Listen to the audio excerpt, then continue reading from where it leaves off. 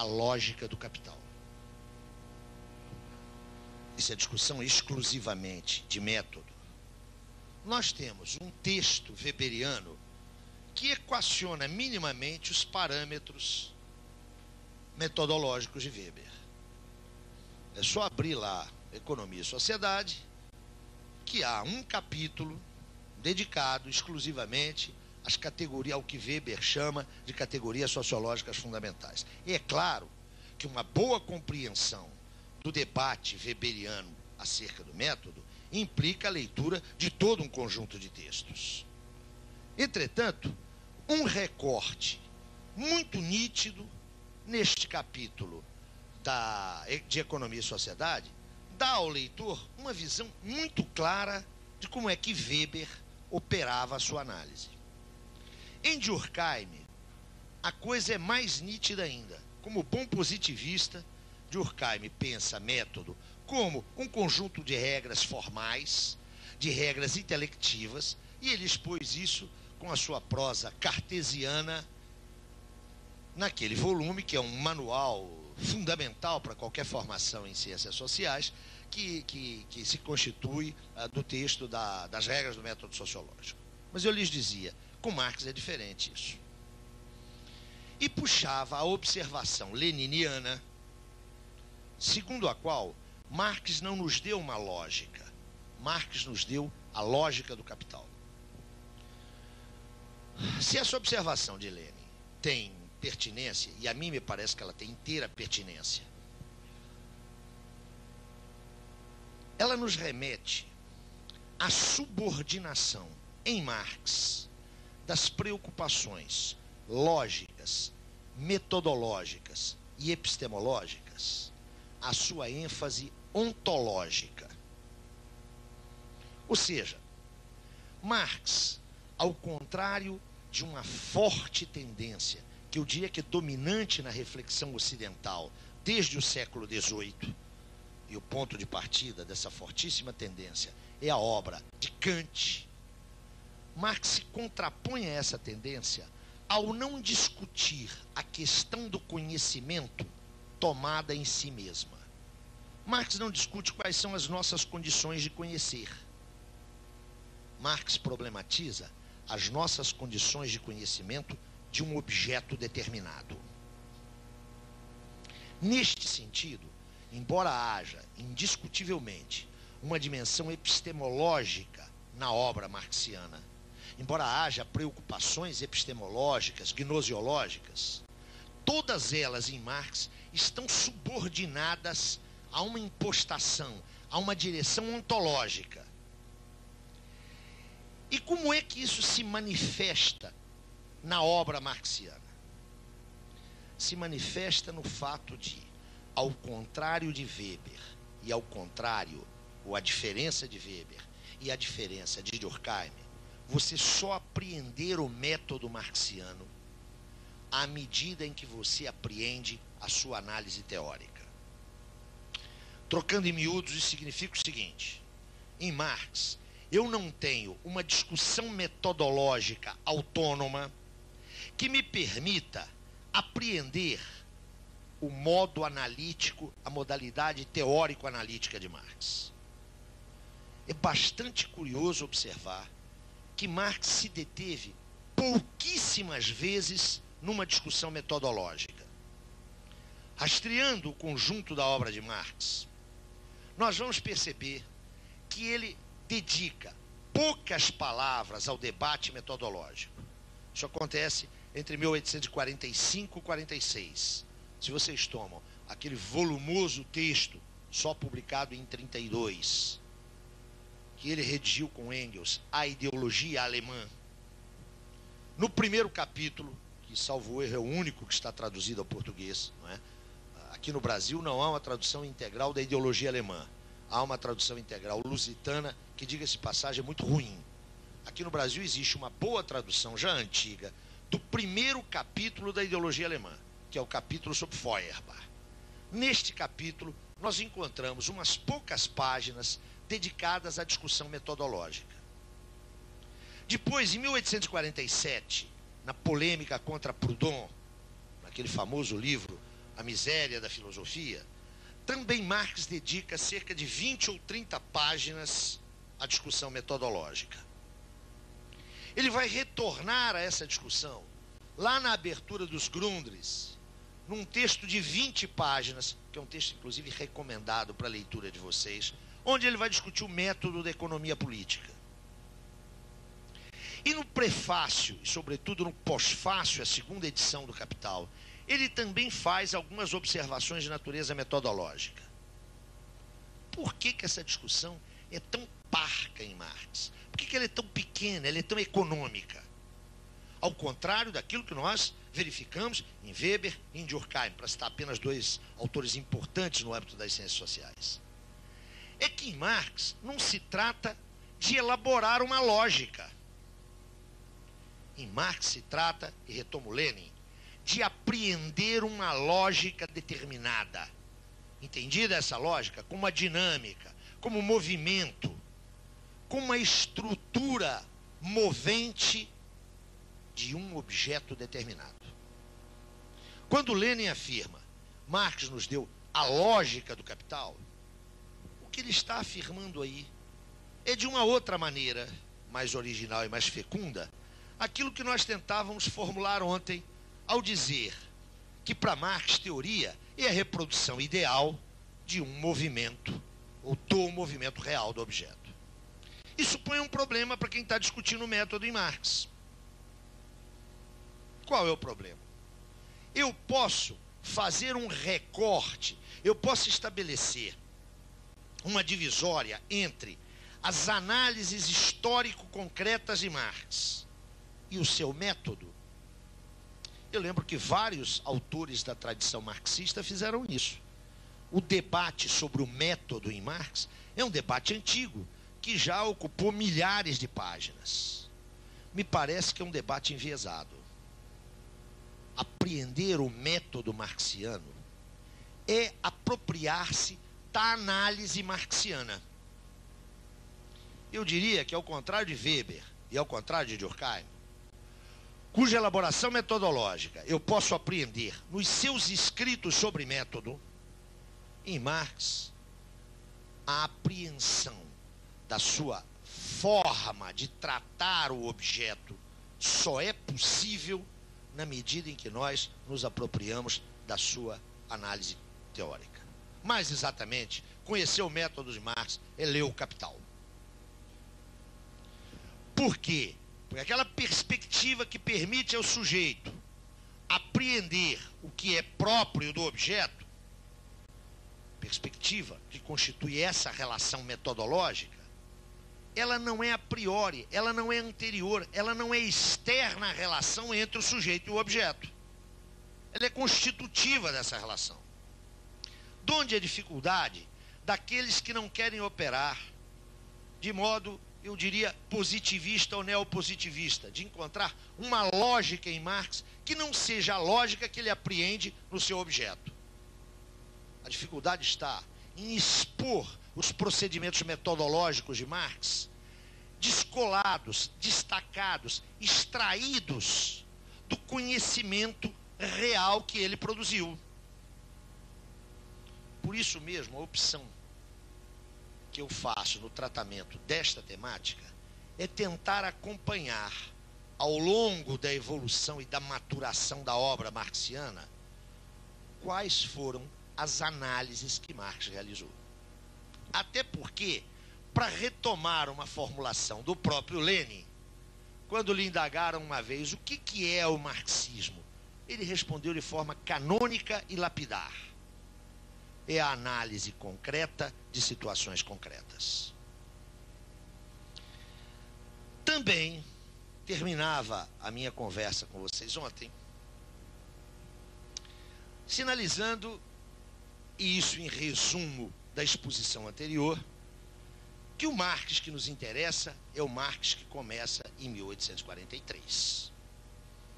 Sem desprezo da dissertação com que ele concluiu seu curso de filosofia, sem menoscabar a importância política dos seus textos na Gazeta Renana, nomeadamente aqueles textos em que ele enfrentava a censura guilhermina, sem prejuízo de nada disso. O Marx que nos interessa é o Marx que começa em 1843. É o Marx que se confronta com a filosofia do direito de Hegel, em cujo coração estava a problemática do Estado. Quero começar o nosso trabalho de hoje arrancando destas duas marcas, da observação leniniana, para, de alguma maneira, justificar o percurso que farei aqui, e da discussão de 1843, que põe o problema que vai atormentar Marx a vida inteira: decifrar o que é a sociedade civil burguesa.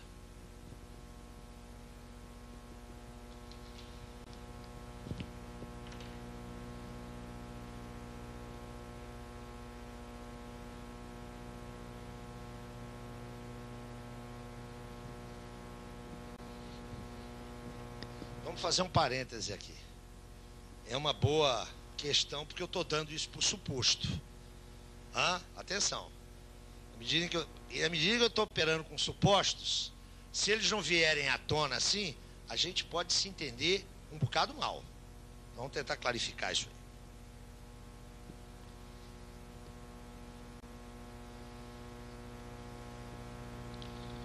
Isso aqui é um parêntese, hein? A partir do século XVI, e o espaço geopolítico é a Europa Ocidental, isso é um processo típico da Europa Ocidental, começa um processo de erosão na ordem feudal. Esse processo de erosão da ordem feudal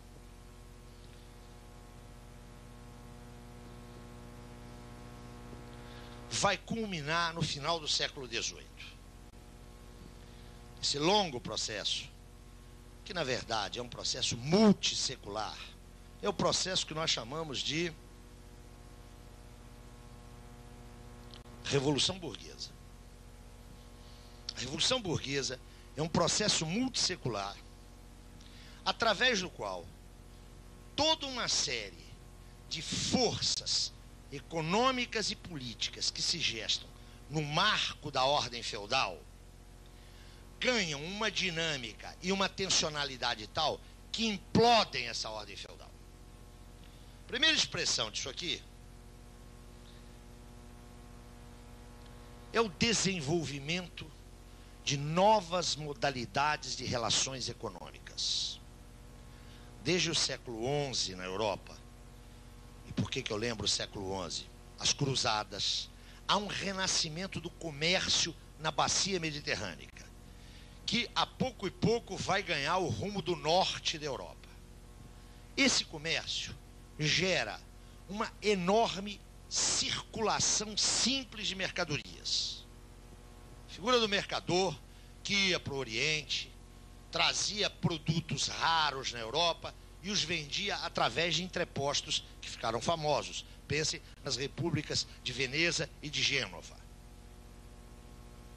A pouco e pouco, essa circulação simples vai permitir uma acumulação de dinheiro, atenção, de dinheiro, que é um sinal de riqueza desconhecido, que não é próprio, que é impertinente na ordem feudal. Impertinente. Na ordem feudal, o sustentáculo econômico das relações era a propriedade da terra, né? A propriedade oligárquica, a propriedade aristocrática da terra. Essa circulação, né, vai gerar uma classe, um grupo social, ainda não era uma classe, um grupo social, que vai competir claramente com aqueles que detinham o principal meio de produção da ordem feudal, a terra. A pouco e pouco, essa gente vai acumular de tal maneira que vai fazer condicionado o exercício do poder político feudal. Vocês conhecem essa história. Interessava ao mercador o quê? Primeiro, pagar pouco pedágio. Ele vinha lá do Oriente, chegava ao norte da Itália e queria chegar na Península Ibérica, ou queria chegar na costa setentrional da França. Em cada feudo, o fulano tinha que pagar um pedágio. O que interessa a esse mercador? romper a estrutura dos feudos, não é? Qual foi o processo mais elementar? Passou a financiar um senhor feudal que submeteu o conjunto dos outros. Está nascendo aí o Estado Nacional. O Estado Nacional, o processo de unificação nacional, é uma conquista da Revolução Burguesa. Nós sabemos como é que se deu esse processo, né? Primeiro neutraliza-se o conjunto da aristocracia, beneficiando-se um. Depois derruba-se esse um. Como vocês veem, luta de classe é um negócio que só existe na cabeça de meia dúzia de comunistas. Através disso aqui, esse grupo social ganha a dominação, a direção das decisões econômicas na Europa Ocidental. Lembro que esse movimento começa nas repúblicas do norte da Itália, depois ele se translada para a Península Ibérica, em seguida ele se translada para os chamados Países Baixos e vai desaguar na Inglaterra. Na sequência, eu tenho um processo, e esse na sequência, por favor, hein? Não é na sequência do ponto de vista histórico. Na verdade, eu tenho um único processo, que é o processo da Revolução Burguesa, que entrelaça, que vincula dimensões distintas de um mesmo processo. Eu tenho uma dimensão claramente de natureza sociocultural. Herda as conquistas do Renascimento, né? Transição de uma cultura teocêntrica para uma cultura antropocêntrica. Vejam aí, por favor, o papel da Reforma Protestante, o papel de Lutero. Cria-se aqui a figura moderna do indivíduo. Por favor, não confundam a existência do indivíduo com culturas individualistas. Diziam Adorno e Horkheimer que quanto mais se fala de individualismo, menos indivíduo nós temos. Está surgindo aqui o indivíduo moderno, que se pensa autonomamente, que não vê as suas conexões sociais como fins, mas como meios. Meios para os seus fins privados. Estou falando aqui na emersão de uma fratura da maior importância. A fratura entre o público e o privado, que é produto deste processo. O cidadão grego, quando ia para a assembleia política, quando ele ia para o conjunto dos proprietários, o cidadão era proprietário, na velha Grécia, não havia distinção entre os seus interesses pessoais e os interesses da polis. Aqui, ó, começa essa fratura, essa distinção entre aquilo que é pertinente a mim como sujeito singular e o conjunto do grupo social ao qual eu pertenço. Eu tenho aqui um processo de laicização. Eu tenho aqui um processo de dessacralização do mundo. Aliás, muito bem observado por Weber, não é? Quem leu a Ética Protestante e o Espírito do Capitalismo sacou isso claramente, não é?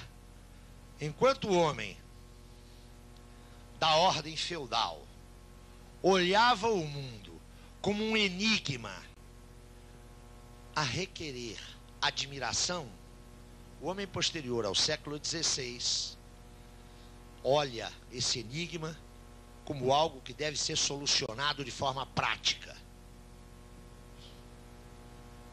Vocês conhecem essa história, não é? Está lá no Weber. Mas a gente podia fazer aqui a experiência. É bastante provável que se eu os convidar na sexta-feira, quando vocês ficarem livres de mim, para uma praiazinha deserta aqui, a gente tomar um porre e ver o pôr do sol, a maioria de vocês vai dizer: oh, que belo lugar, como a natureza é linda, que felicidade é estar aqui. Mas se eu chamo o diretor executivo da OAS, ou da Odebrecht, levo eles para lá, eles vão olhar a mesma coisa que vocês estão olhando e vão dizer: ótimo lugar para montar aqui um resort. Essa é a diferença. Está surgindo aqui uma outra cultura. É nesse processo que aquele grupo social que se constituiu indecisório das alavancas do poder político, que passou a financiar o absolutismo, ele passa também a ganhar a consciência social. Expressão maior disso, a Ilustração francesa do século XVIII. Modela-se, constrói-se um outro tipo de sociabilidade.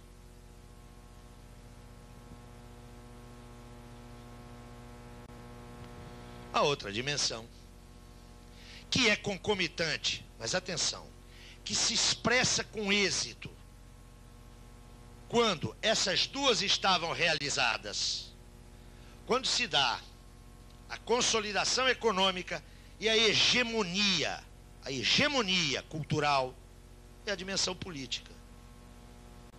Não tem pescoço de rei sagrado, passa-se a faca no Luís sei lá das quantas. E mesmo quando se restaura o império, isso me parece o ato fundante do Estado burguês. Mesmo quando ele é restaurado, em 1804, aquele cabo Curso, o senhor Napoleão Bonaparte, não é o representante do Papa que lhe põe a coroa na cabeça. É ele que põe a coroa na cabeça. Eu sou imperador porque tenho força, porque tenho exército. Não é pela vontade de Papai do Céu, não. Um Estado laico, não confessional. Ora, isso é um processo que vai do século XVI ao século XVIII. Os pensadores que nesse decurso histórico trataram de compreender a ordem emergente sempre lidaram com uma antinomia.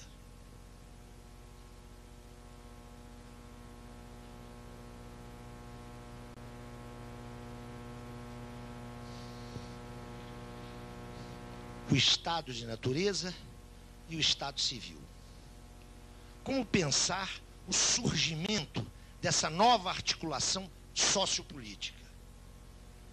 Vocês conhecem isso lá da teoria política. É o célebre contratualismo, não é? Pensem em Locke. Quem for um pouquinho para trás vai pensar em Hobbes.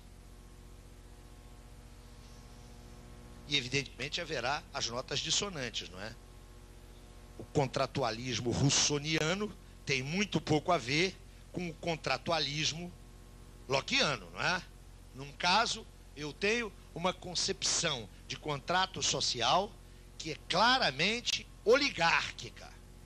No outro caso, eu tenho uma concepção de contrato que é fundamentalmente democrática. Não é? Concepção democrática de Rousseau. Já no século XVIII, essa antinomia passa a ser deslocada por outra.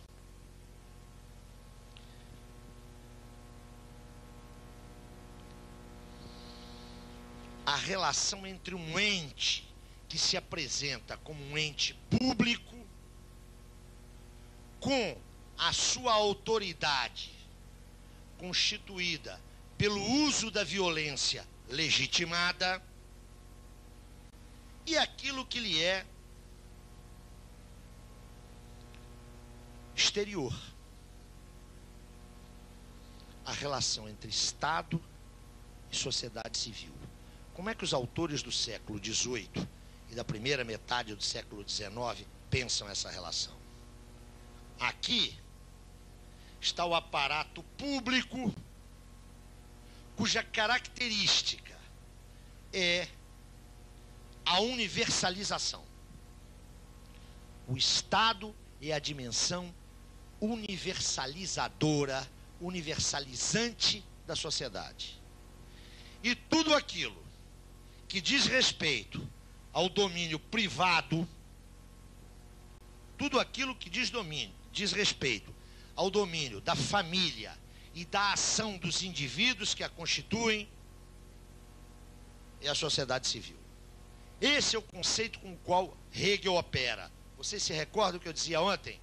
A sociedade civil para Hegel é o reino da miséria física e da miséria moral. É o reino do particularismo, é o reino do privatismo. Enquanto que ao Estado caberia a função racional de estabelecer aquilo que é universalizador nesse intercâmbio. Ontem eu lhes dizia que, para Hegel, no Estado moderno, a sociedade civil carece de uma racionalidade universalizadora. É o Estado que pode fundá-la universalmente. Só para deixar claro que Marx trabalha com a mesmíssima concepção de sociedade civil de Hegel. Agora, por favor, atenção.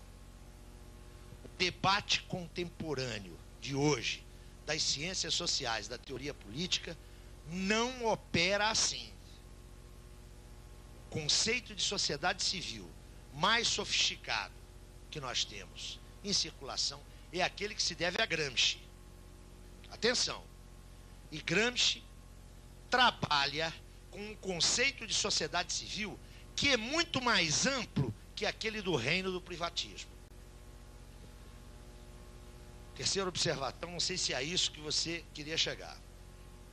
Nada melhor do que o barateamento conceitual para levar a gravíssimos equívocos políticos. Por isso, sempre que a gente puder fazer um esforço de rigor teórico, eu diria que ele nunca é suficiente. Em Gramsci, o conceito de sociedade civil não é o conceito de uma esfera amorfa. A sociedade civil gramsciana é uma sociedade constituída por classes, com conflitos, com tensões, com contradições e antagonismos. Com todos os problemas que podem ser apontados na elaboração gramsciana, eu quero lhes lembrar que Gramsci era um revolucionário, era um marxista, era um comunista e era um homem da Terceira Internacional. Hoje, o barateamento desse conceito leva a uma noção inteiramente frouxa, laça, insignificante de sociedade civil. Por sociedade civil se entende tudo aquilo que não é estatal. E nós sabemos o uso que está sendo feito dessa noção, não é? Quem fala hoje em autonomia da sociedade civil, desculpem, mas é uma constatação, é um ilustre pernambucano. É o Dr. Marco Maciel, que considera que os estatutos de cidadania que configuram a moderna democracia devem promover a autonomia da sociedade civil. Quero lhes lembrar que o projeto, aliás, em parte implementado, de reforma do Estado brasileiro, no primeiro e no segundo consulados de Fernando Henrique Cardoso, né, projeto esse elaborado pelo professor Presser Pereira, tinha como centro a promoção da responsabilização da sociedade civil. Isso não tem nada a ver com essa discussão aqui, hein? Sociedade civil virou um fetiche, igualzinho à cidadania, igualzinho à participação desses, que os de cima utilizam para acabar com as possibilidades alternativas do andar de baixo. Eu creio que é importante chamar a atenção disso, porque essa cultura própria da retórica neoliberal, a satanização do Estado, conduziu a verdadeiros abortos na análise da sociedade brasileira. Eu já não suporto mais, se tiver alguém aqui, me desculpe, mas eu ontem arroguei os meus 54 anos para me desculpar com relação a isso, né? Eu já não suporto mais ver forças de esquerda dizendo que querem uma sociedade civil forte, organizada, temos que fortalecer a sociedade civil. Eu não quero fortalecer a sociedade civil coisa nenhuma. Eu acho que a Fiesp, a CNI, que são partes constitutivas, a UDR, que são partes constitutivas da sociedade civil, eu não quero fortalecê-las, não. Dizer que a sociedade civil brasileira é frágil, uma ova. Ela é fortíssima. O que é frágil na sociedade civil brasileira são as agências que expressam as demandas e as aspirações dos explorados. Isso é frágil na sociedade brasileira. E é frágil por um histórico processo de repressão. Agora a esquerda já mudou o papo, né? Especialmente o onguismo, né? Essa fundamental ideologia dos tempos que vivemos, né? O onguismo agora fala em sociedade civil organizada. Isso significa que tem uma sociedade civil que é organizadinha e tem uma que está desorganizadinha. Devem ser os tais excluídos, que eu não sei exatamente o que significam. Né? Então, aqui, ó, a sociedade civil está sendo usado essa relação entre o reino do privatismo, das atividades econômicas, dos interesses específicos dos indivíduos, dos agentes econômicos, e aquilo que pode dar, pode oferecer a isso universalidade. É nesse sentido que Hegel utiliza essa expressão e Marx vai trabalhar com ela.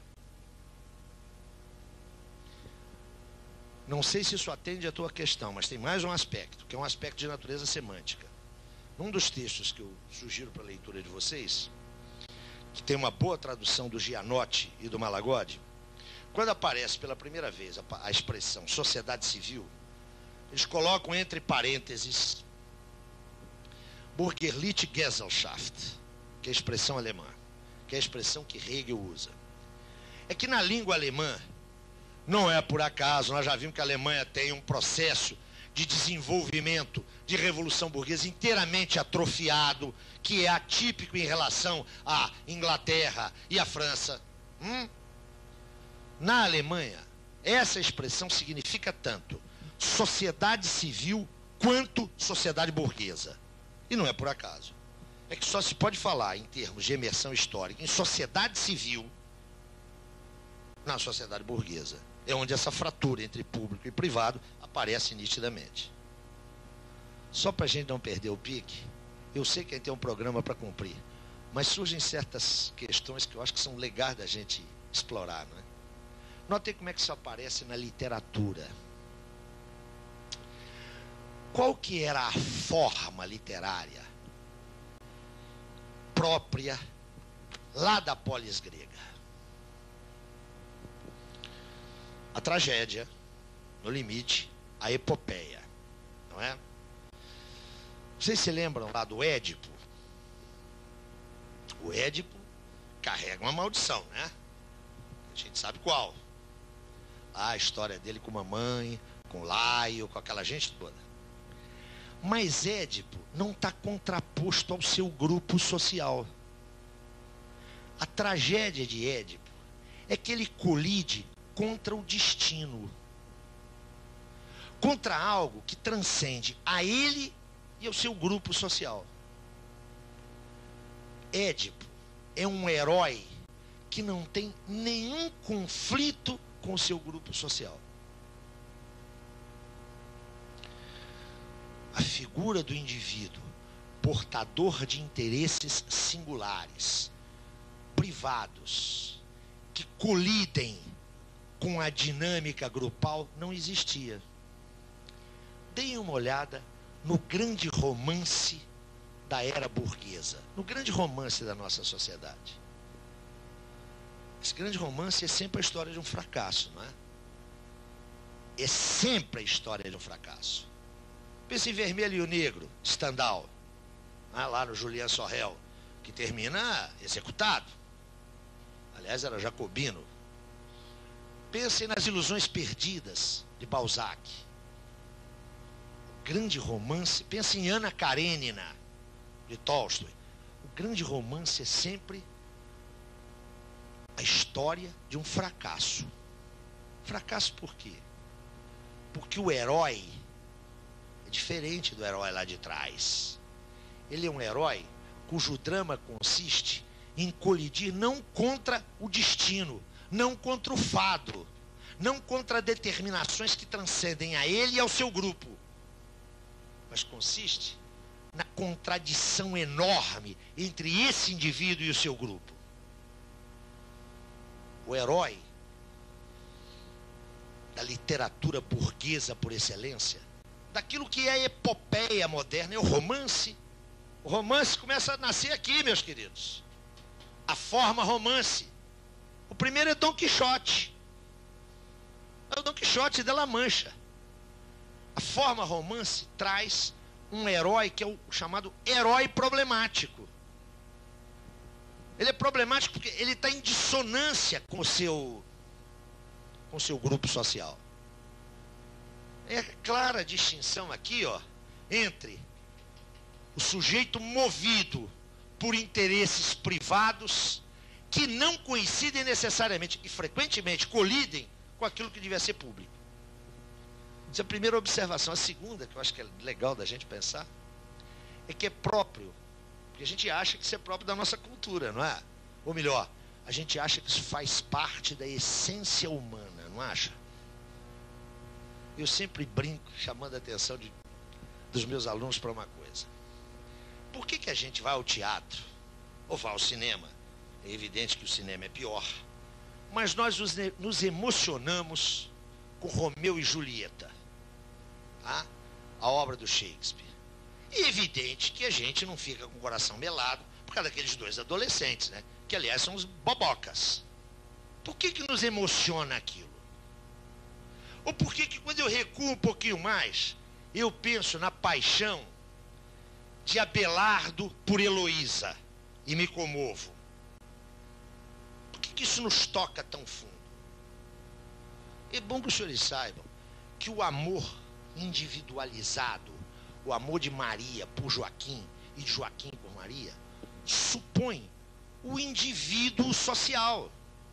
E essa figura é recente na história da humanidade. Shakespeare está assistindo ao surgimento disso aqui, ó.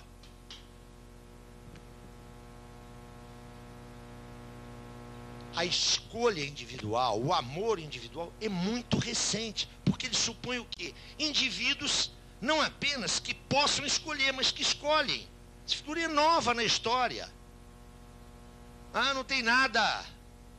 Não existe uma essência humana. O amor individual. O amor individual é muito novo, é muito recente. Não começou lá com Adão e a Eva, não, Quando a gente olha o surgimento dessa literatura no Renascimento, é ali que está surgindo o indivíduo socialmente construído, ou socialmente constituído. Isso é muito recente na história. Esse indivíduo que nós somos, que se crê livre e independente, está surgindo aqui, ó. Vocês vão ver isso no texto que eu recomendei a vocês de Marx. Nunca, olhem que efeito fantástico, nunca nós dependemos tanto dos outros quanto hoje. E nunca tivemos a impressão de que somos tão independentes. Aqui, ó. Aqui está emergindo a ordem burguesa. Está emergindo uma forma societal que é absolutamente única na história da humanidade. Onde é que está esse absolutamente único? Ela só se mantém e só se reproduz enquanto tal na medida em que ela subverte diariamente, constantemente, os seus meios e modos de produção e reprodução. Para falar na linguagem de Marx, isso aqui, ó, é um espaço aberto ao desenvolvimento das forças produtivas. Não infinito, mas aberto. Aqui, ó, se constitui a possibilidade dos homens se pensarem como gênero. O amarelo lá da Ásia, o negão lá da África subsaariana, o amarelo ou vermelho aqui das Américas, deixam de ser figuras estranhas. Quando se cria o mercado mundial, não é apenas essa camisa que eu visto aqui, que foi tecida com o algodão colhido pelo negro lá no Mississippi, fiado lá em Manchester e confeccionado no norte da Itália. Não é só a mercadoria que transita. Transita também a possibilidade dos homens, nas suas diferenças, se reconhecerem como expressões iguais. Então o que está acontecendo aqui, ó, é o surgimento do nosso mundo, desse homem que nós somos hoje. Que é o contrário do homem do passado. Eu falei aqui em Gesellschaft. Vocês conhecem a oposição feita por Tönnies, por Ferdinand Tönnies, o sociólogo alemão, entre Gesellschaft e Gemeinschaft, entre sociedade e comunidade. Na verdade, isso é uma velha lenga-lenga sociológica para distinguir formas pré-capitalistas de formas capitalistas. Nas formas pré-capitalistas, como é que se manifestavam os vínculos de dependência? Se manifestavam por proximidade territorial e por vínculos de sangue. Então, eles tinham uma percepção imediata. O jeito que era excluído da sua comunidade morria. A excomunhão é isso. Vai para longe. Hoje, você nasce em Pernambuco, trata de dentes em São Paulo, toma um porre em Lisboa, se apaixona em Roma e vai morrer no México. Note, o desenvolvimento da sociabilidade é a redução da ponderação das determinações naturais e orgânicas por determinações cada vez mais sociais. Nesse sentido, as dependências ou as interdependências não têm manifestação empírica imediata. Então você entra no seu gabinete, no seu escritório, no seu quarto, liga o seu computador e diz: aqui eu vou pensar sozinho. Eu estou aqui podendo exercer a minha autonomia. Exercendo a tua autonomia, uma ova. Para aquele computador chegar ali, houve uma rede de interações que começou lá do outro lado do mundo. Você ligar aquele plug, centenas, milhares de pessoas estão trabalhando hoje no Brasil. Você não está vendo isso, né? Que é próprio dessa sociedade aqui, ó, é constituir uma rede de relações básicas na sociedade civil que não aparecem como tais para o indivíduo. O que aparece para o indivíduo é isso aqui, ó. É o Estado, né? O que aparece para nós não sob forma de relação, aparece sob forma de coisa, né? O que é o Estado para nós? É a intimação da Receita Federal para a gente pagar o imposto, né? É a carteira de identidade, é a delegacia de polícia, é o juiz me cobrando a pensão do quinto casamento, é o filho apurrinhando porque quer autonomia. O que é o Estado? O Estado é, sobretudo para nós, o porrete policial. A gente encontra o Estado aonde? Quando se faz uma greve, eles mandam lá os seus macacos. Quem dera que o Estado fosse isso, né? Se fosse isso, a gente acabava com ele brincando. Esse vai ser o tema da sequência. Para o Marx, essa coisa aqui, ó, expressa essa aqui, ó. Para Marx não há uma relação orgânica entre Estado e sociedade civil. Há uma relação de altíssimo nível de complexidade, que implica imbricações orgânicas e outras imbricações. Eu dizia que o que importa para nós é 1843.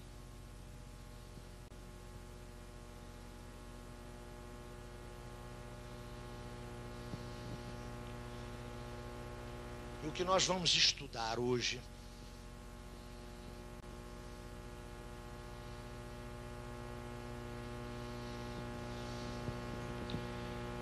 é um arco de 3 a 4 anos. O trânsito de Marx de uma problematização filosófica do mundo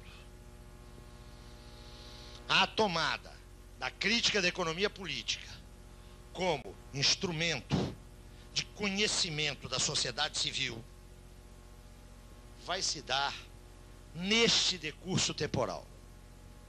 Eu quero deixar claro que eu não estou trabalhando aqui com fases, nem com etapas, nem com momentos. Eu estou seccionando esse período porque ele tem referências de produção clara. Aqui, ó, é o manuscrito de Kreuzner. Aqui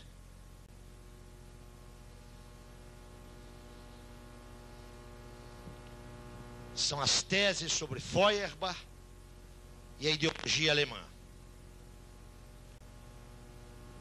Estou fazendo essa secção, esse corte, primeiro por razões expositivas, segundo, sem significar que esse período é um período unitário ou homogêneo. Pelo contrário, é aqui, ó, é nesse lapso que a cabeça de Marx Tá um verdadeiro vulcão. Estão acontecendo milhões de coisas nessa cabeça. Mas o final desse decurso temporal é um final onde Marx já sabe qual é o instrumento que ele vai utilizar para compreender a sociedade civil. Quero lembrar para vocês as produções desse período. Isso tem que ficar claro logo à partida para que eu, na sequência da minha exposição, não tenha que fazer referência a isso. 1843, manuscrito de Kreuzner. Eu vou falar aqui em Primeira Crítica a Hegel. Esse texto, como já foi mencionado, só foi publicado em 1927.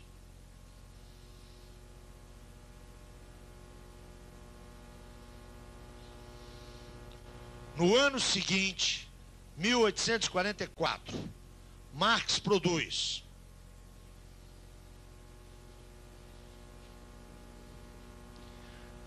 Crítica da Filosofia do Direito de Hegel, Introdução. É o texto que foi recomendado para a leitura de vocês. Esse texto foi escrito em princípios de 44 e foi publicado no único número daquela revista que Marx foi fazer lá em Paris com Arnold Hug, lembram-se? Os Anais Franco-Alemães. Então Marx escreveu e publicou. Eu vou me referir a esse texto aqui na minha exposição como Segunda Crítica a Hegel. Tá claro? Esse aqui é o manuscrito de 1843, que ficou inédito, que Marx não produziu para divulgação. Só veio a público em 1927. Logo na sequência, em 44, ele escreve Crítica à Filosofia do Direito de Hegel, Introdução, que ele publica em 44.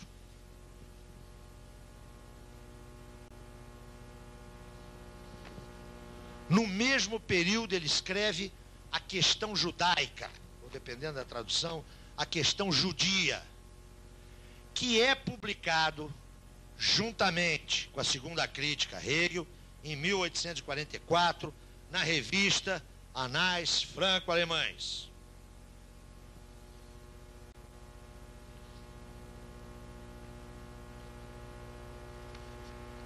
Ainda no ano da graça de Nosso Senhor Jesus Cristo, de 1844, se encontrando lá com a economia política, vocês lembram? Influência de Engels, aquele artigo que Engels manda da Inglaterra e que é publicado lá nos Anais Franco-Alemães. Marx escreverá: 1. Os manuscritos econômico-filosóficos ou manuscritos de Paris, ou manuscritos de 44. Eu vou me referir aqui a manuscritos de 44, que só foram publicados em 1932. Além desses manuscritos, Marx produziu, deixou, os chamados Cadernos de Paris, que não são a mesma coisa que os manuscritos. São extratos das suas primeiras leituras de obras de economia política.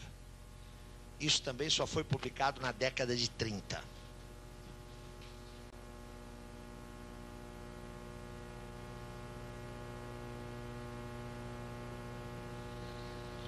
Em 1845, juntamente com Engels, Marx publica A Sagrada Família. Não é uma obra religiosa. Essa obra tem por título A Sagrada Família ou Crítica da Crítica Crítica. É isso mesmo. Crítica da Crítica Crítica. Depois do café vocês vão saber que coisa é essa. É a primeira polêmica direta de Marx e Engels contra os seus contemporâneos alemães. Esse texto é publicado, é escrito e publicado pelos dois.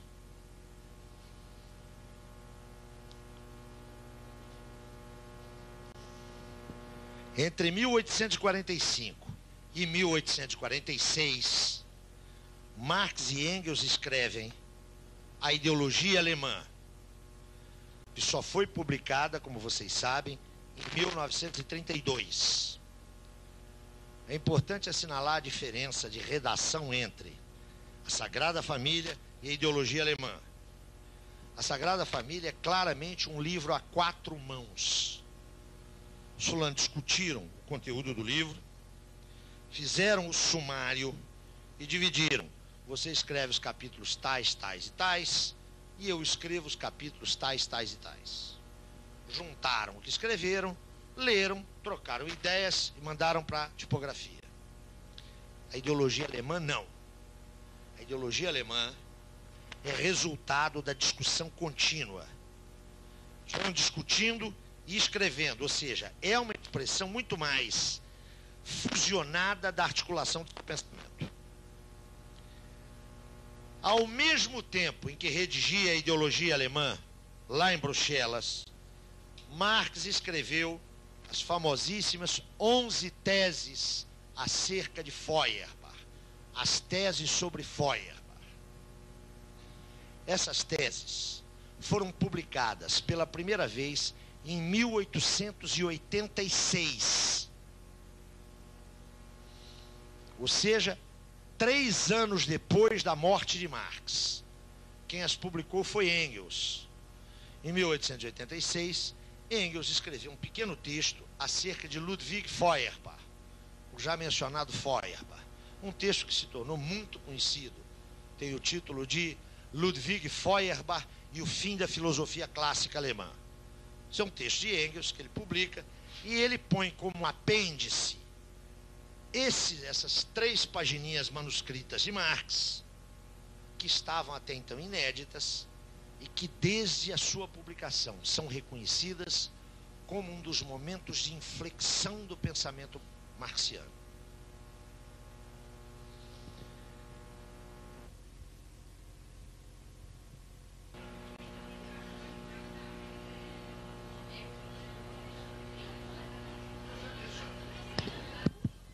Eu já mencionei aqui a importância. Posso? Eu já mencionei aqui a importância de Hegel na filosofia alemã. Hegel nasce em 1770 e morre em 1831. Ao longo desses 61 anos, Hegel se afirma como o grande pensador alemão.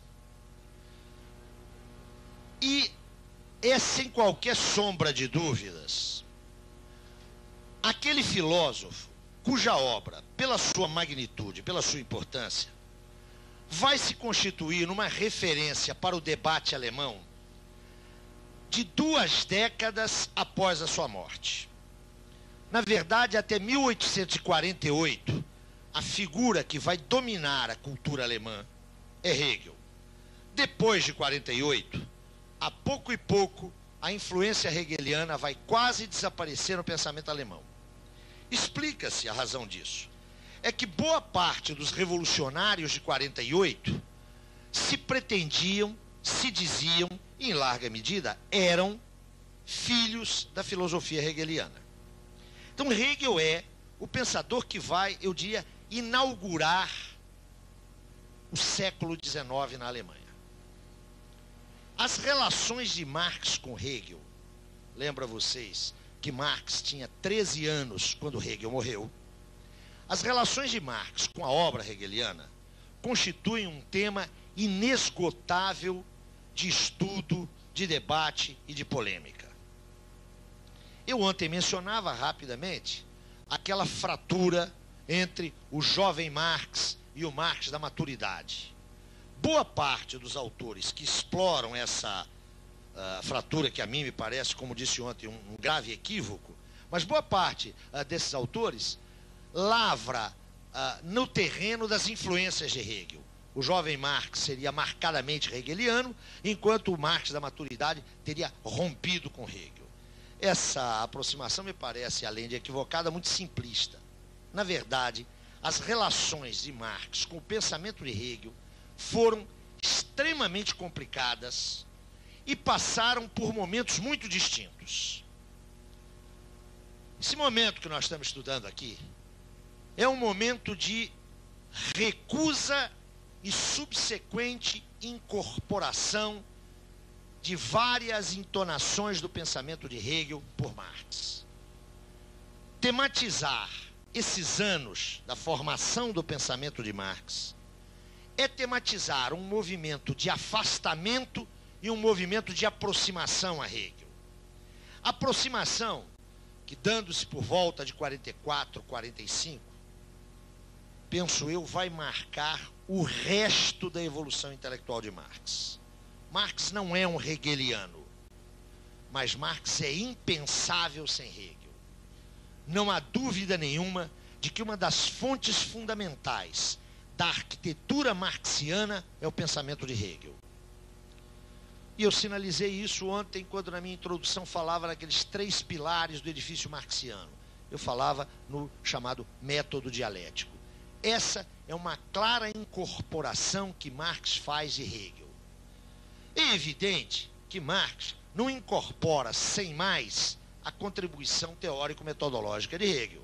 Pelo contrário, Marx várias vezes mencionou que era necessário inverter as concepções idealistas de Hegel, que era preciso colocar Hegel de cabeça para baixo para encontrar o mundo sob seus próprios pés. Mas é evidente que a relação de Marx com Hegel não se resume a uma inversão materialista. É muito mais complexa. Marx retrabalha o universo categorial de Hegel. Marx atribui novos sentidos, novos significados a categorias hegelianas e, sobretudo, articula aquilo que ele incorpora criticamente de Hegel numa concepção que é bastante original em face de Hegel. Mas o ponto nevrálgico é insistir em que Marx é impensável sem Hegel. Nestes anos, Marx vai definir a sua relação com Hegel. E essa definição começa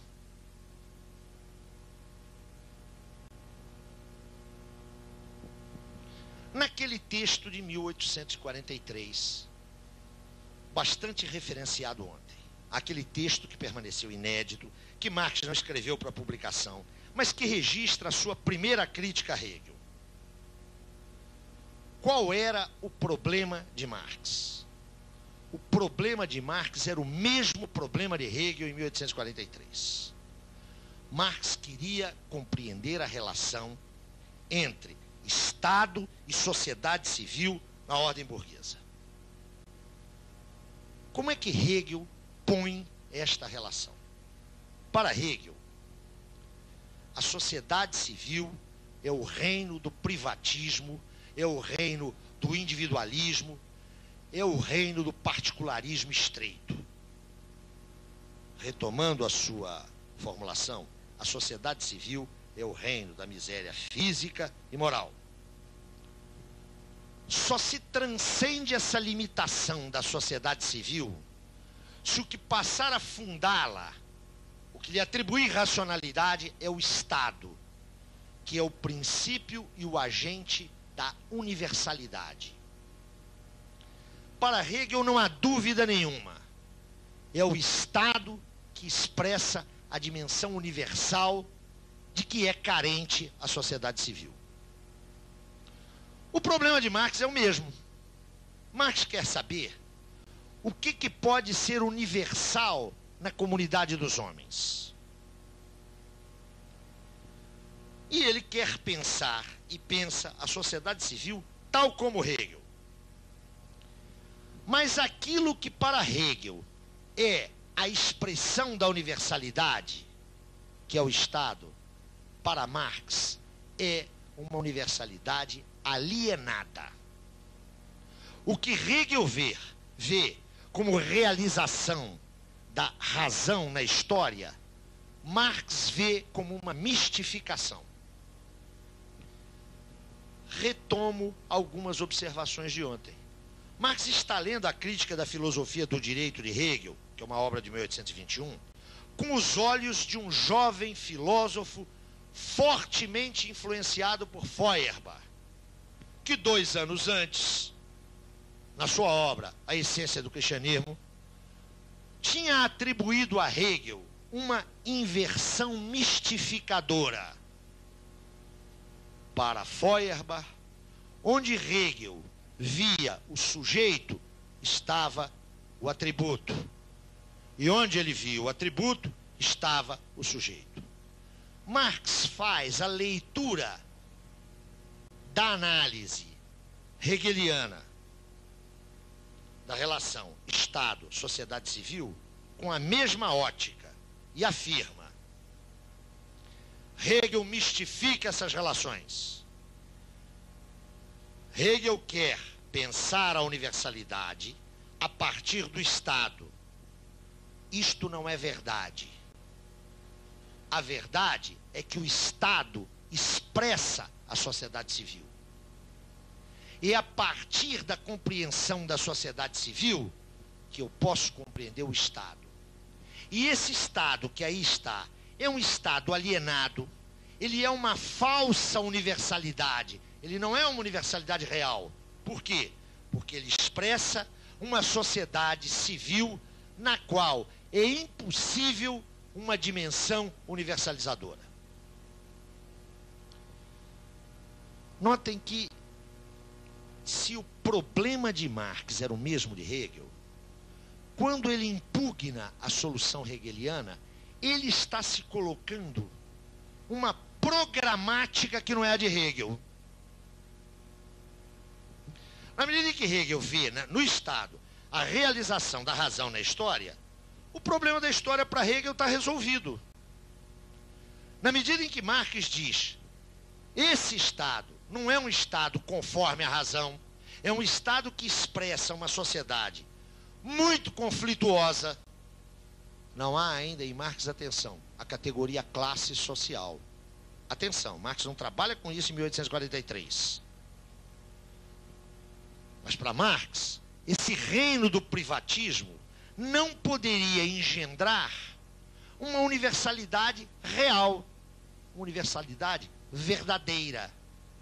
Antes, essa universalidade era uma falsa universalidade. A consequência prática qual é? É uma programática de modificar este Estado pela modificação da sociedade civil que ele expressa. Mas essa programática não está clara ainda para Marx.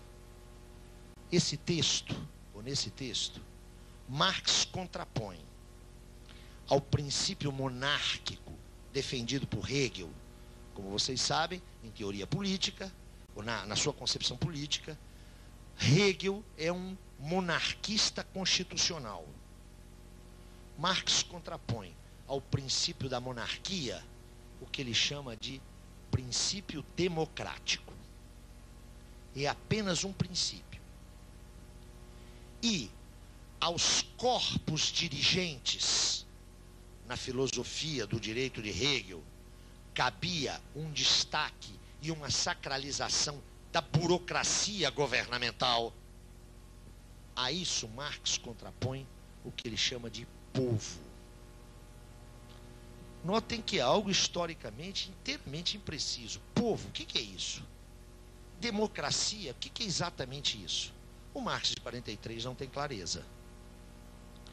Mas o que é importante é que ao deslocar, isso eu quero enfatizar aqui, ao deslocar o problema da compreensão do Estado para a compreensão da sociedade civil, Marx está se colocando um conjunto de questões que não pode ser resolvido de uma ótica puramente teórico-política, jurídico-política.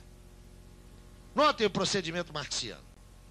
Se é a sociedade civil que pode abrir a via para a compreensão do que seja esse Estado, e se essa sociedade civil é o reino do privatismo, é o domínio do mercado onde cada indivíduo se permuta, para entender essa sociedade civil, eu não posso trabalhar apenas com um referencial jurídico-político.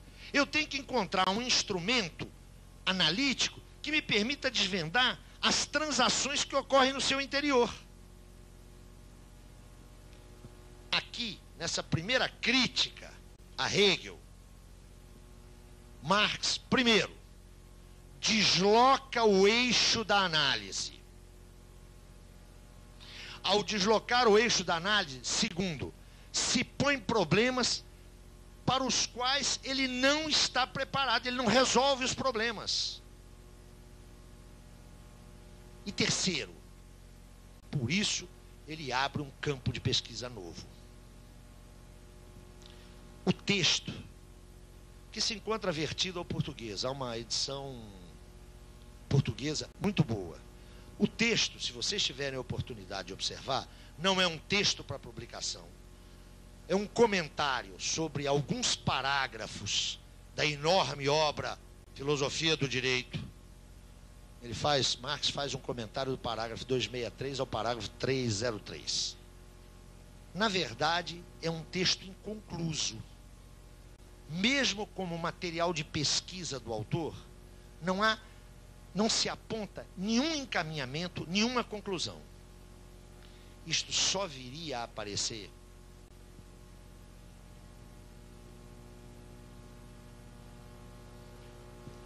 na segunda crítica, que é o texto publicado, vejam que coisa fantástica, publicado cerca de 8 meses depois. Eu quero assinalar isso. A primeira crítica, o manuscrito de Kreuzner, é escrito nos primeiros dias do segundo semestre de 1843. O outro texto, aquele que é Crítica da Filosofia do Direito de Hegel, ponto, introdução, que é publicado no único número dos Anais Franco-Alemães, que circula entre junho e julho de 1844. Então, tudo indica que esse texto foi escrito, tudo indica, não, com toda certeza, esse texto foi escrito no primeiro semestre de 1844. Portanto, a distância entre um texto e outro, distância de elaboração, é uma distância de 6 meses. Este texto nos apresenta um Marx completamente diferente. Nesse texto,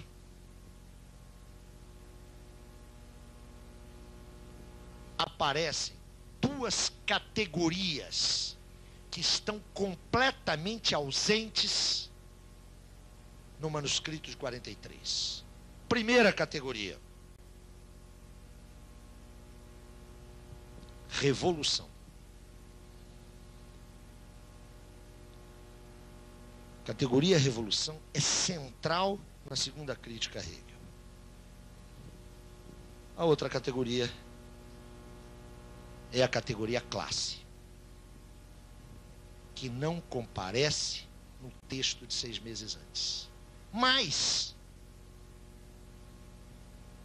na segunda crítica, a revolução é associada à necessidade da classe social, que, sendo a mais desumanizada, é a única que pode ter exigências radicais de humanização.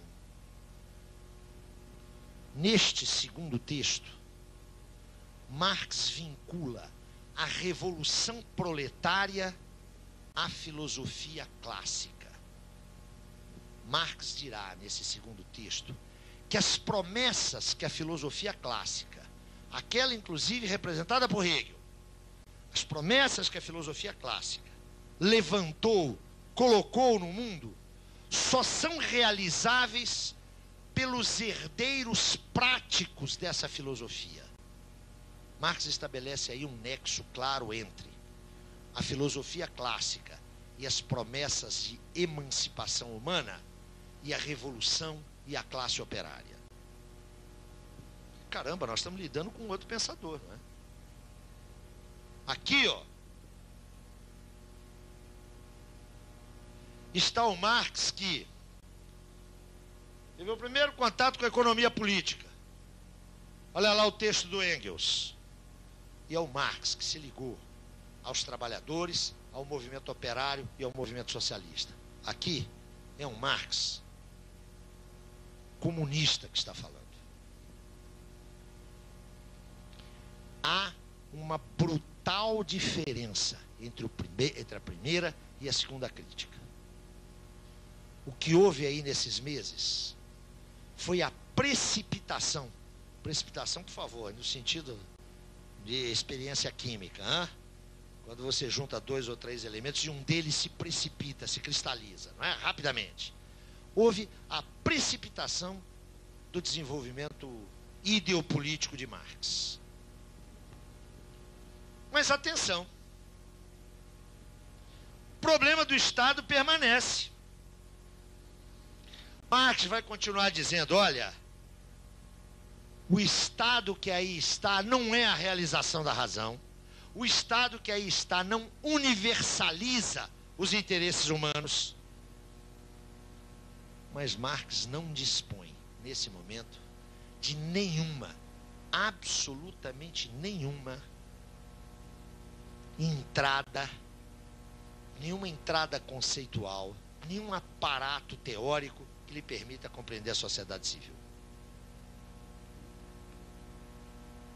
Mas já está aqui, insisto, o seu campo de problemas, que vai ser viabilizado enquanto possibilidade de análise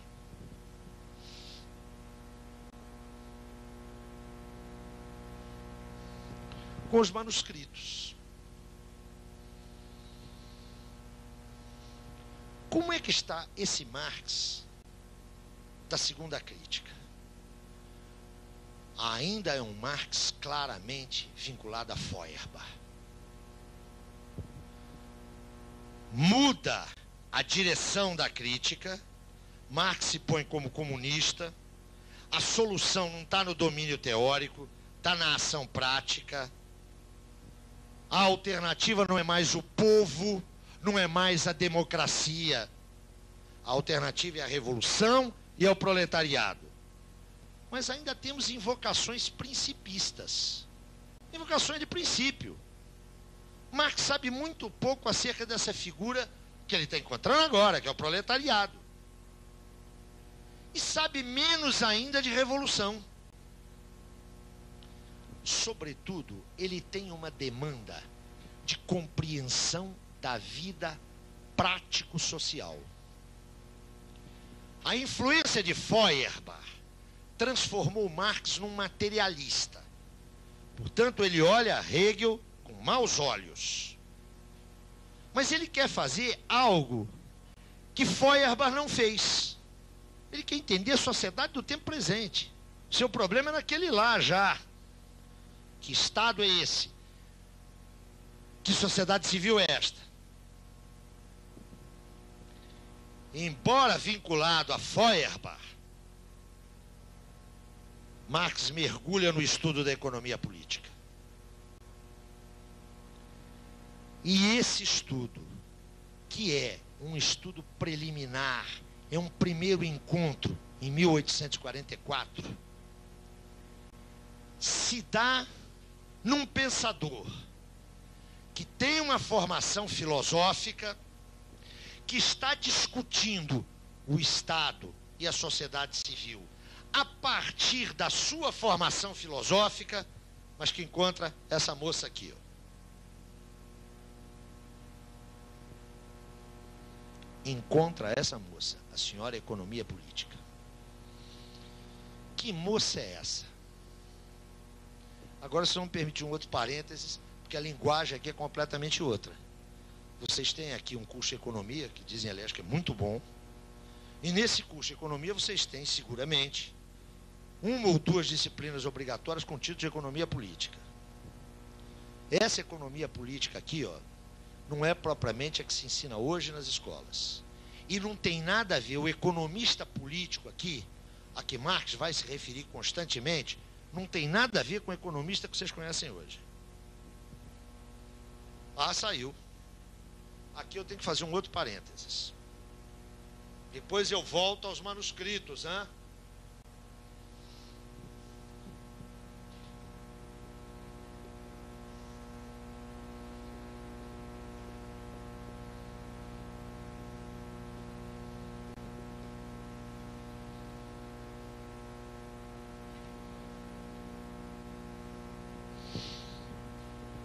A economia política se desenvolve na Europa Ocidental, fundamentalmente, mas não exclusivamente, na Inglaterra, entre os séculos 17, vai encontrar o seu apogeu na segunda metade do século 18 e vai ter vigência aproximadamente até 1825, 1830. O que era a economia política? O que era esta economia política? Vão brincar um pouquinho. Porque vocês já devem estar começando a sentir as nádegas doendo, não é? A ordem antiga, o antigo regime, a ordem feudal, que domina a Europa Ocidental desde o século IV, com o esboroamento do Império Romano do Ocidente, esta ordem tinha um fundamento da riqueza, a propriedade imobiliária. Em torno da propriedade imobiliária, ou a partir da propriedade imobiliária, dispunham-se os grupos sociais. A nobreza, os servos, de alguma maneira, o extrato, que era o clero, e o próprio artesanato estava vinculado à propriedade da terra. O próprio artesanato tinha um nítido caráter rural. A partir dos séculos XV, e nomeadamente do século XVI, e eu mencionava isso há pouco, quando, instigado por ela, fiz uma pequena viagem, esse sistema começa a entrar em erosão. Começa a surgir uma outra forma de riqueza que era desconhecida na sociedade feudal. Era a riqueza expressa por algo móvel, uma riqueza mobiliária, não imobiliária, que se manifestava no dinheiro. É claro que a Idade Média, é claro que o feudalismo conheceu o dinheiro como meio de troca. Na verdade, o dinheiro é muito antigo. Na forma de moeda, ele surge no século II a.C., lá na Ásia Menor. Mas a partir dos séculos XV e XVI, lembrem-se daquela circulação simples que eu mencionei há pouco, o dinheiro passa a ser extremamente demandado e ele começa a se acumular em algumas mãos. Na sequência, esse dinheiro acumulado em algumas mãos, valendo-se dos efeitos de um outro processo, que não nos cabe falar aqui sobre ele, mas quem quiser ter maiores informações, pega lá no volume 2 do Capital 1, toda a discussão da acumulação original ou acumulação primitiva. Olha lá. Essa gente que tinha dinheiro pode comprar capacidade de trabalho, tempo de trabalho de homens e mulheres, ou nas suas casas, o trabalho doméstico, ou que afluem às cidades, porque não tem mais nada, porque foram expulsos do campo. E comprando essa força de trabalho, esse tempo de trabalho,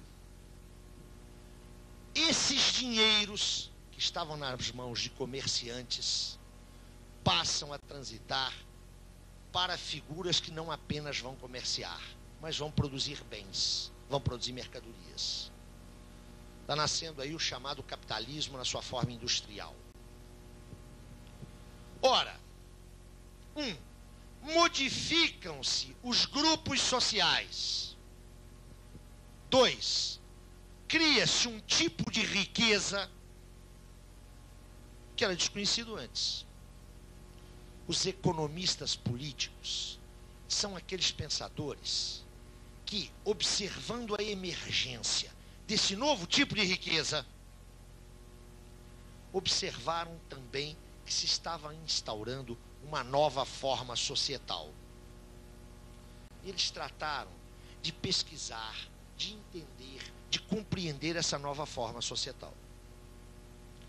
Na sua maioria esmagadora, não todos, hein? Atenção, mas na sua maioria esmagadora, eles eram adeptos, eles eram defensores dessa nova forma societal. Trocando em miúdos, está nascendo a sociedade burguesa, e os economistas políticos, no geral, são ideólogos, são pensadores que defendem esta sociedade que está nascendo, porque a consideram uma sociedade mais adequada para os homens, porque a consideram uma sociedade melhor, há um juízo de valor aí. Qual que era o problema desses economistas? Era compreender o seguinte: imagine esse espaço aqui, uma porta ali e outra porta aqui. Tem um sujeito que compra ou aluga esse espaço, ou paga para construir esse espaço. Por aquela porta lá, ele paga, atenção, ele paga martelos, serrotes e plainas e põe aqui dentro. Paga e compra madeiras, pregos e vernizes e põe aqui dentro. E paga a alguns homens ou a algumas mulheres para transformar esse material em cadeiras e camas. Pagando tudo isso, ele gasta X. Tudo que entra naquela porta lá, lhe custa X. A hora que sai naquela porta ali, ele vende por X linha. É claro que esse X linha não é um roubo, não é uma enganação. Porque se for uma enganação, outro sujeito faz a mesma coisa ali do lado e tira esse linha. Então, esse linha é um acréscimo de valor. Aquilo que o sujeito que montou tudo isso aqui, dirigiu o processo de trabalho, contratou os trabalhadores, fez as compras, gerenciou, aquilo que ele está pondo ali, e que tem esse diferencial a mais, expressa que aqui dentro se passou um processo de valorização. O problema dos economistas políticos era saber, notem, de onde é que vinha isso aqui, ó. E para estudar aquilo ali, o que que essa gente fazia?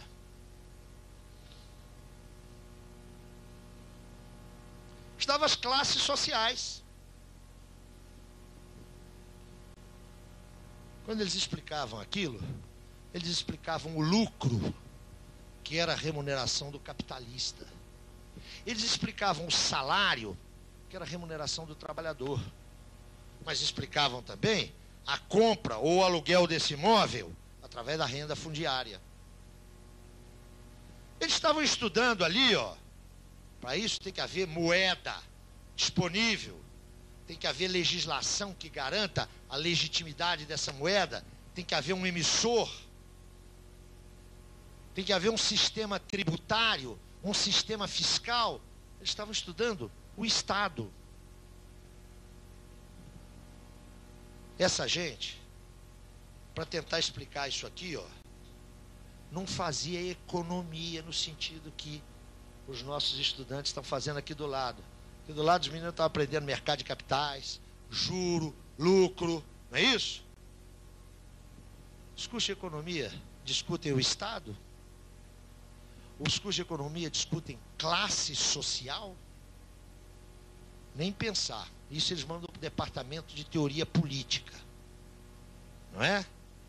Que a hora que a gente vai lá no departamento de teoria política, a gente vai discutir representação, legitimidade e legalidade. Se alguém perguntar como é que funciona a economia, eles mandam aqui para o departamento de economia.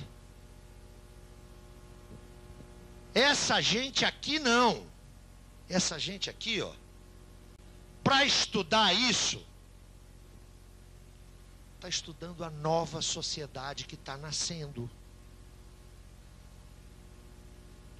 O economista político é o primeiro teórico da sociedade burguesa. A economia política é a primeira forma de teoria social moderna. Agora observem. Para esses economistas políticos, olhem para cá. De onde é que sai essa coisa aqui, ó? O que cria o valor? Eles não têm nenhuma dúvida em responder. É o trabalho. Eles não têm nenhuma dúvida em responder. Serrote, martelo, verniz, prego, madeira, essas instalações, nada disso cria valor. O que cria valor é o trabalho. E essa gente não tinha nenhuma dúvida em dizer: se todo mundo trabalhar, todo mundo vai ganhar. Notem, esses caras não eram doidos, não. Dei uma paradinha. Esse capitalista aqui, ó, estava trabalhando lá. Estava organizando a produção. Para esse capitalista, a propriedade e a gerência dos meios de produção estavam identificadas. Esse capitalista aí, ó, não tinha médico do trabalho, não tinha psicólogo, não tinha assistente social, não tinha contador, não tinha economista, não tinha chefe de almoxarifado. Era ele que estava lá. Mas mais, enquanto isso estava acontecendo, esses teóricos estavam registrando que crescia a pauperização das massas trabalhadoras. Esse processo se dando no mesmo momento, este processo é o processo pelo qual o trabalho está enriquecendo alguns capitalistas e pauperizando massas de milhões de homens e mulheres, numa brutal exploração do trabalho feminino e infantil. Esses autores estavam vendo isso e não se preocupavam, diziam: olha, isso aí é assim mesmo. Toda sociedade nova que nasce, ela nasce em meio à dor. Vejam como é que a burguesia muda de papo sempre que lhe convém, né? Nesse momento, o burguês está dizendo: essa violência é necessária, é assim mesmo. São as dores do parto de uma nova ordem social. Logo, logo, esses inconvenientes vão ser superados. Esses autores eram, primeiro, figuras extremamente honestas. Eles estavam acreditando piamente nisso. Eles não estavam inventando, não. Eles estavam movidos por ilusões heróicas. Eram ilusões, mas eram heróicas. Aqui, ó, está o embrião do conhecimento, do primeiro conhecimento teórico, se vocês quiserem, científico, da nossa sociedade. Essa gente, primeiro, descobriu as características e, mais exatamente, as categorias básicas de como funciona a nossa sociedade. Eles falam em capital, eles falam em trabalho, eles falam em lucro, eles falam em juro.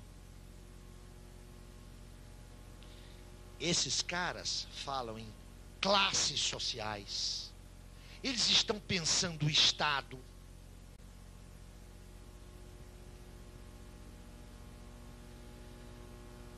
E eles estão fundando a sua concepção teórica na convicção de que o resultado desse processo é uma sociedade mais livre, mais justa e mais igualitária.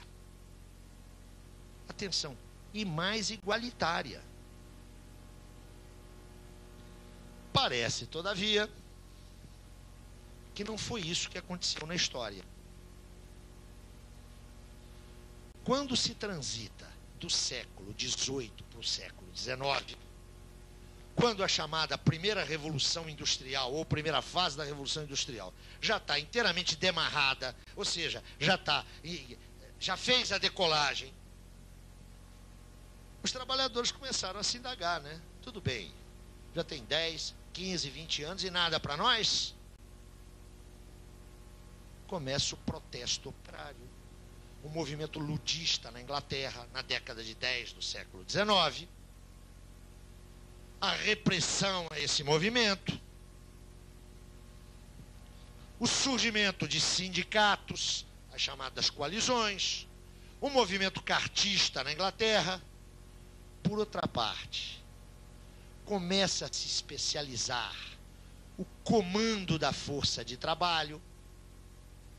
O capitalista já deixa de exercer funções de trabalho, ele começa a ter gestores e, sobretudo, meus amigos, a partir de 1825, com uma periodicidade quase cronológica, a cada 6 ou 7 anos, sobrevêm crises econômicas. Aquilo que devia ser uma sociedade não apenas harmônica, não apenas mais igualitária, mas, sobretudo, uma sociedade racional, uma produção racional de bens. A partir de 1825, quando surge a primeira crise comercial na Inglaterra, começa a se delinear o ciclo da produção capitalista. A cada 6 ou 7 anos, depois de um período de grande prosperidade nos negócios, vem o engarrafamento no fim da linha de produção, a superprodução, a ausência de realização das mercadorias nos mercados, os despedimentos, o desemprego, a falência de inúmeras empresas capitalistas. Se vocês juntam a isso o protesto operário, fica muito claro que é impossível garantir a continuidade da economia política. E as coisas ficam mais complicadas depois de 1830, quando o pensamento socialista inglês pega essa teoria do valor-trabalho e faz a seguinte pergunta: se essa teoria é verdadeira, o que a gente deve fazer com os capitalistas que não trabalham? Note, nas mãos dos economistas clássicos, a teoria do valor-trabalho não era nenhum problema, porque eles estavam pensando no movimento capitalista, onde o capitalista estava envolvido no processo de trabalho, no processo de produção. Agora, depois de 1830, é bom lembrar que os dois maiores economistas políticos são ingleses.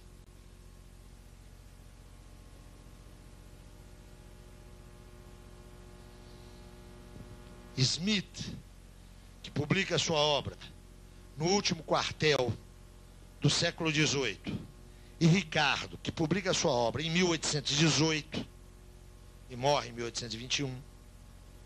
Para esses caras não havia problema na teoria do valor-trabalho. Os primeiros socialistas ingleses da década de 20 e 30 são ricardianos. São filhos intelectuais de Ricardo, que aceitam essa teoria aqui e dizem: essa teoria é perfeita, é isso mesmo. Mas e daí? E daí que, se ela é verdadeira, o que nós vamos fazer com os capitalistas? Vem a Revolução de 48. Vem Marx e pega essa teoria do valor-trabalho, refunda-a, extrai dela a teoria da mais-valia e chega à conclusão, não é? Essa sociedade que está aí se funda na exploração. Dá para entender, meus amigos, aquilo que eu mencionava ontem, que nas escolas de economia a tônica principal é dizer que a teoria do valor-trabalho é uma teoria insustentável? Dá para perceber por quê, né? Sabe o que acontece depois de 48?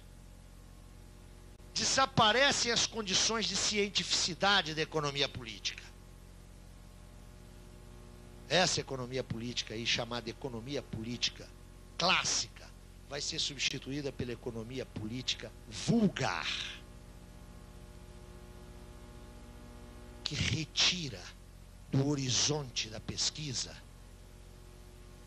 a teoria do valor-trabalho e todas as consequências. Mas, afinal de contas, não há uma comunidade de interesses entre trabalhadores e proprietários? Se a minha fábrica quebra, como é que os meus trabalhadores vão viver? Eles têm o máximo interesse em que minha fábrica funcione. Nada pior para o trabalhador do que querer acabar com o capitalismo. Ele vai matar sua galinha de ovos de ouro. Não é isso que nos ensina o Albano Franco, ex-presidente da CNI? O nosso santo Papa, o gordalhão do Leão XIII, ele não nos disse que há interesses comuns entre capitalistas e proletários, desde que os capitalistas não explorem muito e os proletários não sabotem e nem deem ouvidos aos falsos profetas, leia-se aos socialistas, comunistas e anarquistas. Está lá na nossa santa encíclica, não é? A Rerum Novarum. E eu lhes lembro que o Papa é infalível. O Papa é o único sujeito que tem o DDC, a descagem direta ao céu. Ele fala diretamente lá com o cidadão lá de cima. O que hoje se discute, nas relações de trabalho? As empresas já não têm mais empregados.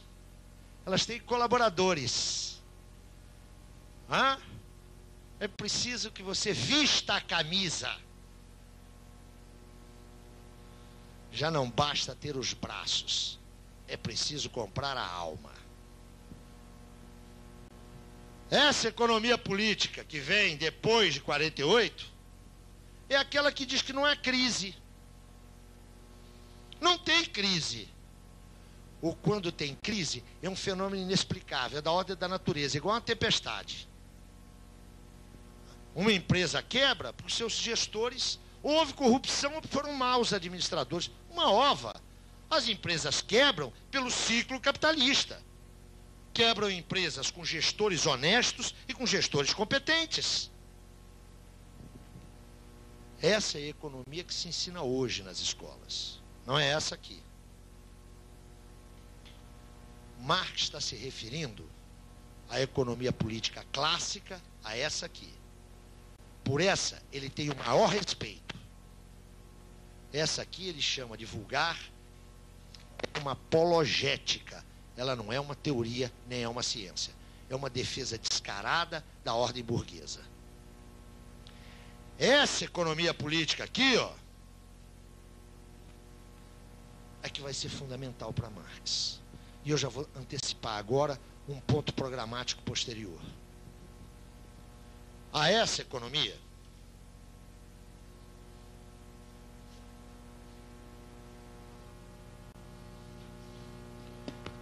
Marx reconhece méritos inequívocos.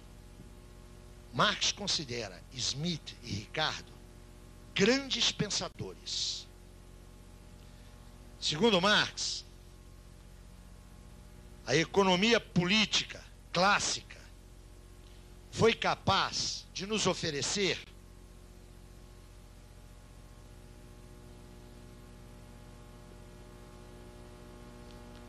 as categorias sem as quais não se pode pensar teoricamente a sociedade burguesa. Marx tem por esses autores um enorme respeito. Mas atenção. Segundo Marx, estes autores pensaram, elaboraram e descobriram essas categorias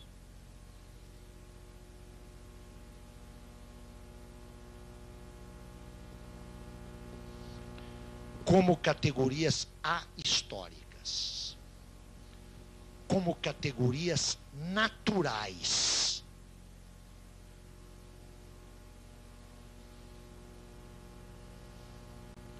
Vocês vão de se recordar que o século clássico da constituição do pensamento político burguês, o século XVIII, é o século de apogeu do justnaturalismo. na sua luta contra a ordem feudal, os ideólogos burgueses invocavam o justnaturalismo e invocavam o direito natural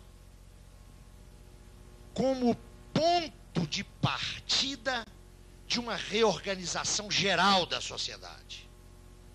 Pense, por exemplo, nos direitos humanos, tal como eles são formulados na transição do século XVIII para o século XIX. Né? Todo homem tem um direito natural à vida, à liberdade e à propriedade. Direito natural? Tem escrito aonde? Então, a ordem da natureza, que a gente vai lá e acha, 23, item 4, é claro que isso é uma mitologia. Não tem, perdão, isso é uma mitologia numa interpretação crítica da história. Né?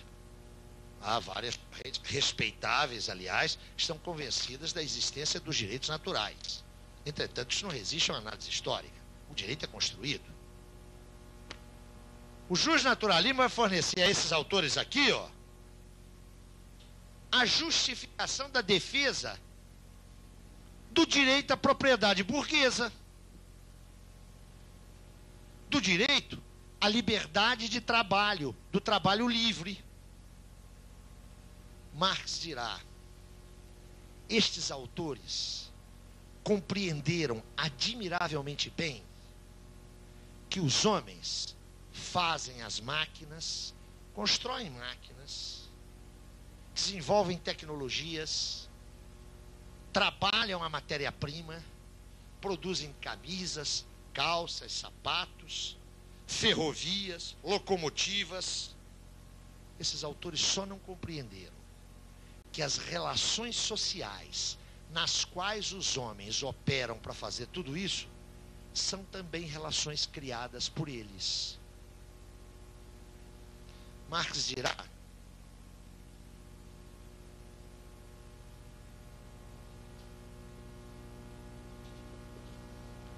que a relação capital-trabalho, tematizada pela economia política,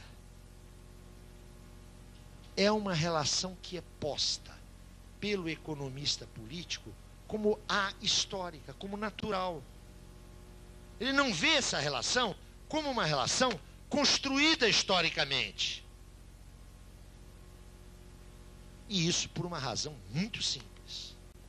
Não é porque ele seja desonesto, não é porque ele seja um mistificador, é porque, dada a sua posição de classe, de defesa da ordem burguesa, ele só pode ver isso aqui, ó, como uma relação natural. Violar isso aqui é violar a natureza.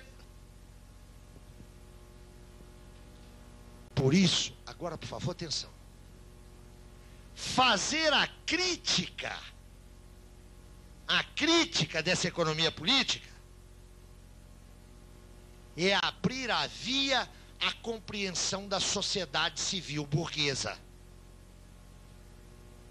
Que esta economia política descreve esta sociedade do seu ponto de vista. Logo, fazer a crítica dessa economia é abrir a via à compreensão da dinâmica mesmo dessa realidade, que é a realidade da sociedade civil burguesa. Agora, por favor, atenção, o que é fazer a crítica? Fazer a crítica para Marx não é falar mal, hein? Não está no domínio da crítica construtiva e da crítica destrutiva. Vocês sabem qual a diferença entre uma e outra, né? A crítica construtiva é a que nos convém. A crítica destrutiva é aquela que não nos interessa, né? Evidentemente não é nesse plano. Observem vocês que a palavra crítica aparece em praticamente todas as obras fundamentais de Marx. Sagrada Família, ou Crítica da Crítica Crítica. Miséria da Filosofia, Crítica ao Sr. Proudhon. Crítica da Economia Política. Ou mais exatamente, o título do Capital, O Capital, Crítica da Economia Política. Por que isso? Para Marx, fazer a crítica significa trazer à consciência os fundamentos Crítica para Marx é tomar todo e qualquer processo nos seus fundamentos, tomá-lo pela raiz e tornar consciente, trazer a consciência. Isso é que é teoria, gente. Vamos voltar para ontem? Reprodução ideal do movimento. É isso que é crítica. Para não ter nenhuma dúvida. Se o ilustre professor Adorno, e se o mais ilustre ainda, professor Horkheimer, comparecessem diante de Marx, eles dissessem: estamos elaborando uma teoria crítica, Marx ia dar uma gargalhada. Porque a crítica é o constitutivo da teoria. Não é como se houvesse uma teoria acrítica. Na ótica marxiana, uma teoria acrítica não é uma teoria. É, antes de tudo, uma mistificação. Para Marx, a crítica dessa economia política abre o caminho para a compreensão do objeto real, do movimento do objeto real. Quando nós falamos aqui, portanto, em que Marx se desloca de uma problematização filosófica para a crítica da economia política, o que nós estamos querendo dizer é exatamente isso. É entender a dinâmica da sociedade civil a partir das características, das categorias que lhes são inerentes e próprias.